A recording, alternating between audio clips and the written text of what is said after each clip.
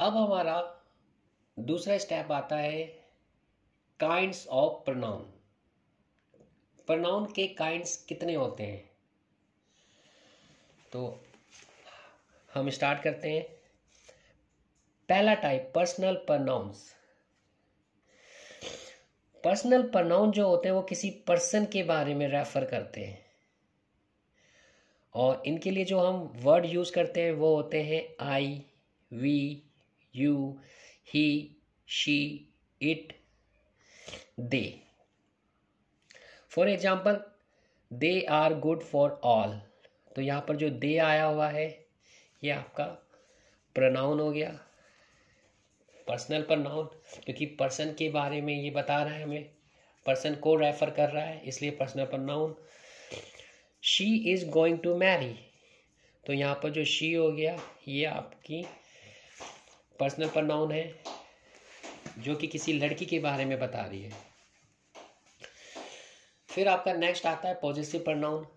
Possessive pronoun, possessive pronoun जो होता है वो पोजीशन को दिखाता है, ऑनरशिप को दिखाता है, और इसके लिए जो वर्ड यूज किए जाते हैं mine, ours, yours, his, hers, its, theirs.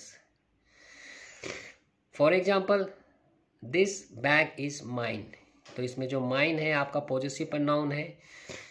These books are ours, इसमें आवर्स जो है वो आपका पॉजेसिव प्रोनाउन है, क्योंकि ये ऑनरशिप दिखा रहा है कि ये किसकी है। ठीक है, तो ऐसे प्रोनाउंस को पॉजेसिव प्रोनाउन कहते हैं। फिर हमारा नेक्स्ट आता है डेमोन्स्ट्रेटिव प्रोनाउन, जिसमें कि हम क्या करते हैं, किसी नाउन की ओर इशारेबाजी करते हैं, उनकी ओर पॉइंट आउट करते हैं। ठीक है, और इनके लिए जो प्रोनाउन यूज होते हैं वो होता है दिस, दीज, दैट, दोज। ठीक है, और याद रखना जब भी कोई नाउन अगर आपके पास है, नियर है, तो उनके लिए आपने दिस सिंगुलर के लिए और दीज प्लूरल के लिए यूज करना है। अगर कोई भी नाउन आपके पास है, नियर है, और आप उसके बारे में कुछ बोलते हो तो आपको, ठीक है, दिस सिंगुलर के लिए और दीज प्लूरल के लिए यूज करना है। ठीक है, और अगर नाउन जो आप बता रहे हो, जिसकी ओर आप, ठीक है, पॉइंट आउट कर रहे हो, वो दूर है आपसे, ठीक है, डिस्टेंस में, तो सिंगुलर के लिए डैट यूज करना है और प्लूरल के लिए दोज यूज करना है। ठीक है, ये बात आपने ध्यान में रखनी है। अब हम कुछ एग्जाम्पल लेते हैं। This is the most dangerous animal, तो ये जो दिस आया है वो डेमोन्स्ट्रेटिव प्रोनाउन है। Next, that is the most beautiful creatures, तो यहाँ जो डैट आया है वो डेमोन्स्ट्रेटिव प्रोनाउन है। ठीक है, फिर हमारा जो नेक्स्ट आता है प्रोनाउन का टाइप्स वो है इंटेरोगेटिव प्रोनाउंस। इंटेरोगेटिव प्रोनाउन, जैसे कि नाम से पता चलता है कि ये क्वेश्चन पूछने का काम करते हैं। ठीक है, और इसके लिए जो प्रोनाउन यूज होते हैं वो है व्हाट, विच, हुज, हु, हुम। व्हाट जो आता है पीपल या ऑब्जेक्ट की ओर, ठीक है ना, क्वेश्चन पूछने के लिए किया जाता है। जब भी व्हाट यूज किया जाता है, जैसे व्हाट इज योर नेम, तो आप नाम बताते हो। व्हाट इज इट, तो आप उस चीज़ का नाम जानना चाहते हो। किसी का भी जो नाम होता है वो आपका नाउन होता है, ठीक है ना, प्रॉपर, ठीक है, नाउन होता है। तो इस तरीके से जब इनसे आंसर मिलता है ना हमें, वो आंसर जो होता है हमारा, ठीक है, नाउन होता है। तो आंसर में व्हाट वाले में हमें पीपल या ऑब्जेक्ट के बारे में आंसर मिलता है, विच में भी हमें पीपल और ऑब्जेक्ट के बारे में आंसर मिलता है, और हुज में भी पीपल और ऑब्जेक्ट, हु में पीपल सिर्फ, और होम में भी पीपल। जैसे कि क्वेश्चन आपसे पूछा जाता है, who is the prime minister of India, तो आप आंसर दोगे Shri Narendra Modi is the prime minister of India. तो देखिए, श्री नरेंद्र मोदी जो हुए यहाँ पर प्रॉपर नाउन हो गए। अब इस प्रॉपर नाउन को हमने फाइंड करने के लिए क्वेश्चन रखा था who is the prime minister of India. तो यहाँ पर हु जो है आपका इंटेरोगेटिव प्रोनाउंस है। ठीक है, इसकी चर्चा अभी हम और आगे करेंगे। ठीक है, अभी हम थोड़ा हल्का सा इसके बारे में नॉलेज ले लेते हैं, फिर नेक्स्ट ठीक है स्टेप में हम इसको डिटेल में करेंगे।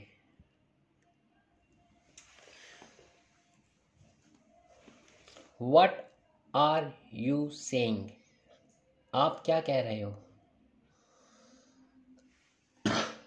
विच sorry animal did you see in the zoo. Who is our prime minister? When do you live with? Whom were you speaking to? तो यहाँ पर ये सारे एग्जाम्पल जो आए what, which, who, whom, ये आपके इंटेरोगेटिव प्रोनाउन है।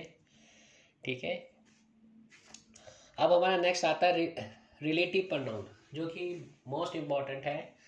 ये बड़े बड़े सेंटेंस बनाने में यूज किया जाता है। ये relative pronoun is use to refer to the nouns, namely people, place, thing, animal और ideas। जो रिलेटिव प्रोनाउंस होता है वो नाउन्स को रेफर करता है, specially people, place, thing, animal और आइडियाज को। कैसे करता है अभी हम जानेंगे। इसके लिए जो प्रोनाउन के लिए जो वर्ड यूज किए जाते हैं वो है विच, दैट, हु, वाई, हुज, हुम, हुएवर। ठीक है, इसमें से जो व्हाट, वेयर एंड व्हेन है वो बहुत ही कम यूज़ किए जाते हैं। अधिकतर जो होता है आपका हु, दैट, विच, ये यूज़ किए जाते हैं। ठीक है, ये याद रखना, लेकिन आप इनको भी यूज़ कर सकते हो। अब इसके कुछ एग्जांपल लेते हैं। पहला एग्जांपल हमारा है this is the boy who stood first in the class. तो यहाँ पर जो हु आया है ये आपका रिलेटिव प्रोनाउन है। देखो अभी आपने पिछले उसमें किया था इंटेरोगेटिव प्रोनाउन, अब ये इंटेरोगेटिव नहीं है क्योंकि इसके इमीडिएटली पहले नाउन आ रहा है जिसको कि ये देखिए ना पॉइंट आउट कर रहा है, जिसको कि ये रेफर कर रहा है। तो इन दोनों में डिफरेंस ये है कि उसमें ऐसा नहीं होता इंटेरोगेटिव प्रोनाउन है, लेकिन रिलेटिव प्रोनाउन में इसके इमीडिएटली आगे पहले नाउन आता है जिसको कि ये रेफर करता है। ठीक है, यहाँ पर जो था बॉय, ये बॉय को बता रहा है, इसलिए ये बॉय के तुरंत बाद आया है या बॉय इससे पहले आया है। ठीक है, इनकी पहचान बहुत आसान होती है। ठीक है, अब नेक्स्ट क्वेश्चन है the teacher called the student whose average marks were low. तो यहाँ पर जो हुज है वो इन स्टूडेंट के बारे में बता रहा है। ठीक है, स्टूडेंट्स के बारे में। टीचर ने जिन बच्चों के नंबर कम आए थे उन्हें बुलाया। तो ये हुज एवरेज मार्क वर लो, तो ये हुज कौन है, स्टूडेंट्स। ठीक है, और रिलेटिव प्रोनाउन में क्या होता है, उनके इमीडिएटली पहले वो नाउन आता है जिसे कि ये रेफर करता है, जिसे कि ये देखिए ना मॉडिफाई करता है, जिसके बारे में ये इंफॉर्मेशन देता है। ठीक है, this is the method that is required. इसमें जो दैट होता है मेथड को रेफर कर रहा है, इसलिए रिलेटिव प्रोनाउन है। This is banquet hall where she is going to marry. इसमें वेयर जो होता है उस बैंकेट हॉल को बता रहा है, उसके इमीडिएटली बाद आया वेयर बैंकेट हॉल के, ये रिलेटिव प्रोनाउन है। It is the Sunday when he is going to marry. तो वैन मतलब संडे की बात हो रही है कि जब उसकी शादी होगी तो वो संडे का दिन होगा।